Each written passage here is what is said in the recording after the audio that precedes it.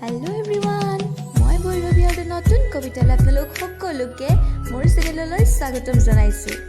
আজি মই আৰম্ভ কৰিবলৈ ওলোৱা কবিতাটিৰ শিৰোনাম পঢ়াশালীৰ স্মৃতিবোৰ।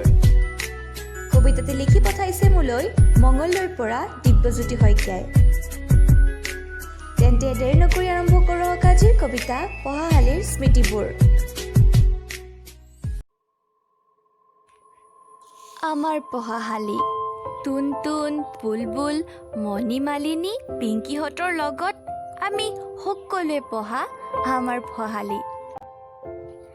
ৰাতিপুৱা শোৱাপাতি এৰিয়ে আমিতো পঢ়িছিলোঁ কুঁহিপাতৰ ডাঙৰ ডাঙৰ আখৰ, তাকো চিঞৰি চিঞৰি, যাতে ইজনৰ মাত আনজনে শুনাৰ উপৰিও চুবুৰীৰ সকলোৱে শুনে। চৰেঅ, চৰেয়া, হৰ্ষই, দীৰ্ঘই। কিছু দেৰি মাতিলোঁ, এনেতে ৰেডিঅ'ত গীতমালিকা বাজিলেই। আমাৰো সময় হ'ল নদীলৈ যোৱাৰ। কিছু দেৰি গা ধুই কোনোমতে ভাতকেইটা খাই ওলাইছিলোঁ আমি কেইটা। কিমান যে ভাল লাগিছিল নহয়। অ' টুনটুন, তহঁতৰ বাৰু মনত পৰেনে সেই যে হৰেণ খুৰাৰ কুঁহিয়াৰৰ বাৰীখন আৰু যে জেউৰাখন? কিমান দিন যে পেলাই দৌৰ মাৰিছিলোঁ ঠিক নাই। এদিনটো মোৰ পৰীত তেজো ওলাইছিল। মই যে খুব কান্দিছিলোঁ।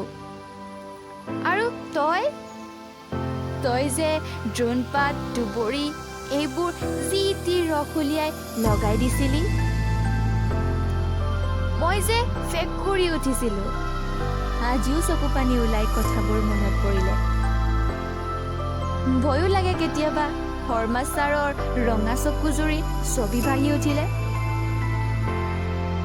তহঁতৰ বাৰু মনত পৰেনে আমাৰ সেই পঢ়াশালীৰ আহঁতৰ তলত বহি নেওতা মতাৰ সময়বোৰলৈ?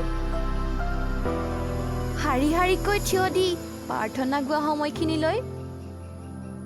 এৰাও এটা দীঘলীয়া হুমুনিয়াহে বুকুখন গধুৰ কৰি নিয়ে, যেন উশাহ ল'বলৈও কষ্ট পাওঁ।